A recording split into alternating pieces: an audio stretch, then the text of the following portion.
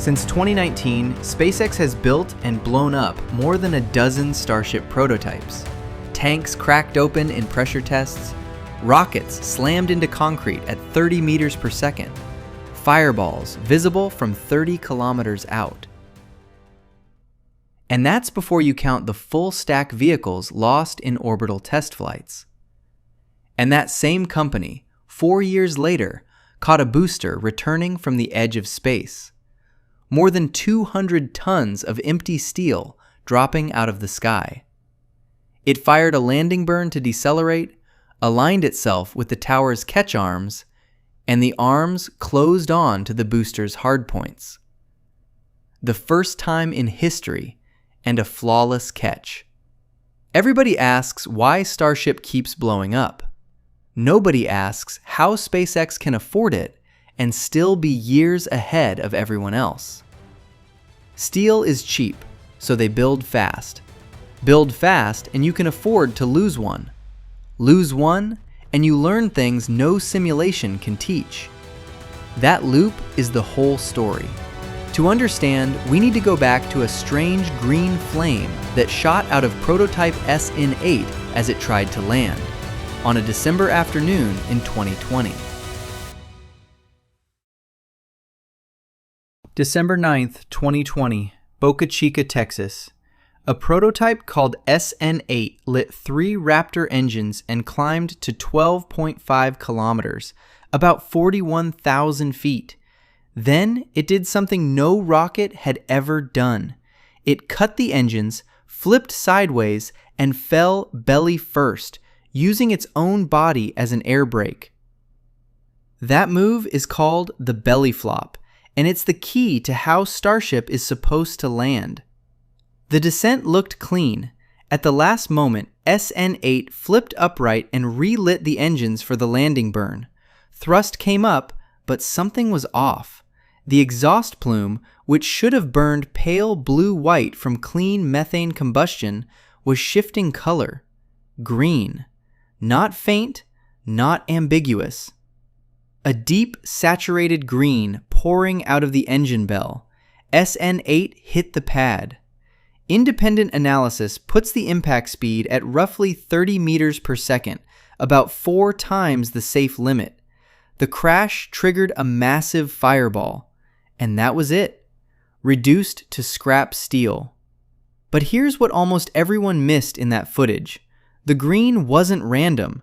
It was a clear visual signal, telling engineers exactly what was failing inside that engine.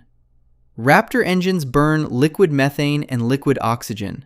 For the landing burn, fuel comes from a smaller internal tank, the header tank. It sits inside the main tank, built to keep fuel flow steady during the final seconds of descent.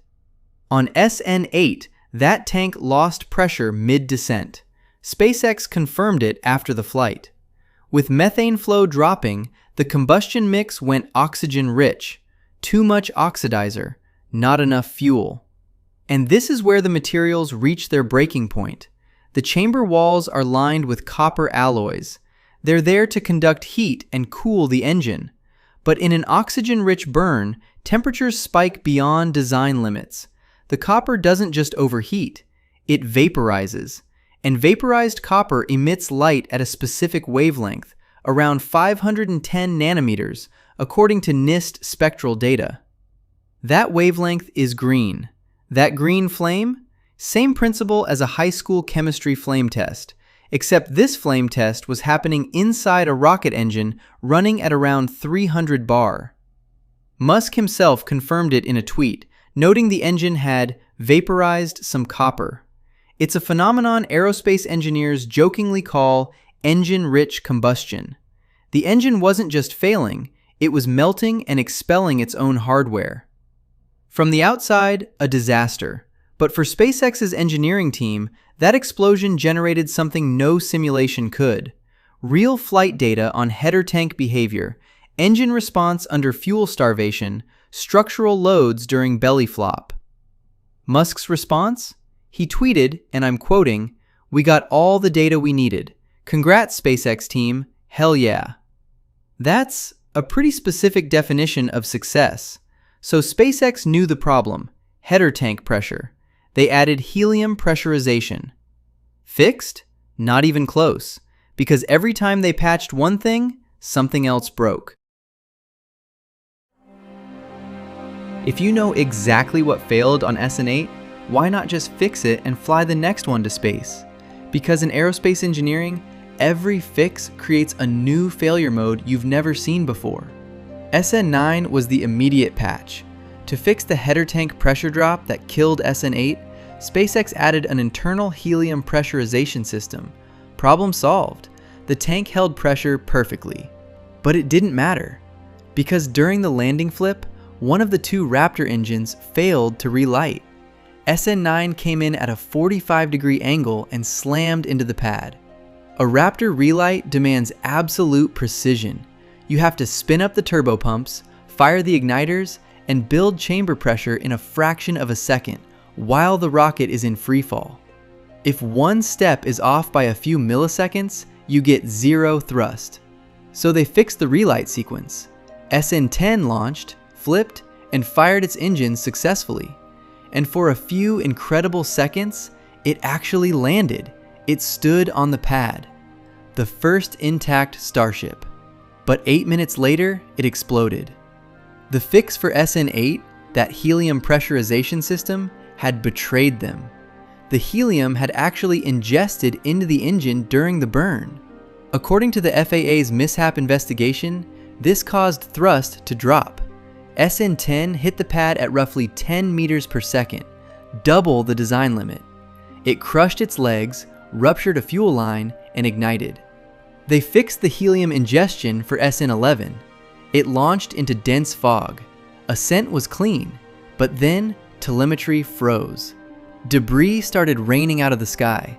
Now, the exact sequence of events on SN11 is still partially reconstructed from telemetry. The video feed cut out before impact. But based on what SpaceX has shared publicly, a tiny methane leak started a fire. That fire burned through the avionics controlling one of the engines. When that engine tried to relight, it triggered a hard start in the turbopump. A hard start is like turning on your gas stove, waiting 30 seconds, and then lighting the match. The fuel builds up, and instead of igniting, it detonates. SN11 blew itself apart in midair. 4 rockets, 4 explosions, 4 entirely different root causes. Every single piece of wreckage held data that no lab on Earth could generate. But none of that data matters if the company goes bankrupt. How does SpaceX afford to blow up this much hardware when the rest of the aerospace industry treats a single explosion as a catastrophe? If you like this kind of hardcore technical breakdown, hit subscribe. The Cosmic Rush doesn't just show rockets exploding, we dissect them. Because the next chapter explains why this wasn't reckless. It was purely math. How does a company blow up 4 massive rockets in less than 4 months without going bankrupt? The answer is hiding in plain sight: the material. Starship is built from 304L stainless steel. Based on industrial pricing data, that costs roughly $3 to $4 per kilogram. Aerospace grade carbon fiber? That runs anywhere from $175 to over $250. That is a 50 to 1 cost advantage, at minimum. Because steel is cheap, you can build fast. Because you build fast, you can afford to lose the rocket. Compare that to the traditional approach. According to NASA's Office of Inspector General, launching a single SLS rocket costs roughly $4.1 billion. $4 billion for one launch. Every time an SLS flies, they throw the entire rocket away. At that price point, you cannot afford a test flight failure. Everything must be theoretically perfect before it ever leaves the pad. But theoretical perfection is a myth. Take Ariane 5, Flight 501. The ESA Inquiry Board concluded that a single software bug destroyed the rocket just 39 seconds after liftoff. The loss? $370 million. Now, to be fair, the Ariane failure was a software bug. SpaceX's explosions are hardware and propulsion. They are different categories of risk, but the underlying point is the exact same. You simply cannot simulate everything. When traditional aerospace programs fail, they freeze. After Challenger, NASA grounded the shuttle fleet for 32 months. After Columbia, 29 months. Now, you could easily argue that's an unfair comparison. Challenger and Columbia killed people, and you'd be absolutely right. The stakes were fundamentally different. But the speed of response, that part is worth examining. Between December 2020 and March 2021, SpaceX launched, crashed, analyzed, and redesigned 4 separate massive rockets. 4 months. So where did that relentless string of explosions lead them? May 5th, 2021, prototype SN15. And this time, it touched down. The engines cut off. No green flame. No crushed landing legs. No midair detonation. For the first time, the rocket survived. That wasn't luck. SN15 carried hundreds of upgrades extracted directly from the wreckage of the previous 4 flights. Every explosion eliminated one fatal flaw. Stack those fixes together, and reliability doesn't just improve, it evolves exponentially. But this philosophy hits a harsh, practical limit. Fast forward to April 2023, Flight Test 1. Starship launched on top of the Super Heavy booster, and it completely destroyed the launch pad. Environmental assessments showed it dug a massive crater and hurled concrete blocks over a kilometer away. This one wasn't a planned failure. SpaceX genuinely underestimated the firepower of 33 engines. Without a water deluge system, the concrete was simply pulverized. And out in the real world, fail fast has regulatory limits. The pad destruction grounded Starship for months while the FAA and environmental agencies investigated. But their approach to problem solving never changed. Instead of locking themselves away for years to run computer simulations, they physically built a massive water-cooled steel plate in just a few months. By Flight Test 2, the pad was flawless. Every single lesson converged in October 2024, Flight Test 5. The massive Super Heavy booster free falls from the edge of space, fires its landing burn, and hovers next to the tower. Based on official specs, SpaceX caught a 200-ton booster midair on their very first attempt. 4 years. Just 4 years between a prototype that blew itself up trying to land in the dirt and catching the largest rocket ever built with mechanical chopsticks. But the fail-fast philosophy has an ultimate boundary. You can trade hardware for data. You cannot treat human crew as a test variable. NASA's human rating standard demands a fundamentally different verification process.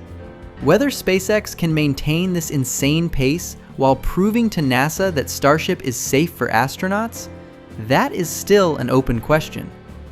The data is promising, but promising isn't proven. But back to the core question. Why does SpaceX blow up rockets on purpose? Because it's a business model. It only works because the steel is cheap enough to lose, the factory is fast enough to replace it, and the flight data is rich enough to justify the cost. The most expensive thing in aerospace has never been the hardware that explodes. It's the years you spend sitting on the ground, running one more simulation, waiting for one more review, while someone else is already flying, crashing, learning, and flying again. That isn't a trail of wreckage. That is a syllabus. At what point does fail fast cross the line into reckless speed? Drop your take in the comments, and if you want to see the insane engineering behind catching that booster mid-air, click the video on screen. The Cosmic Rush. This is where we go deep.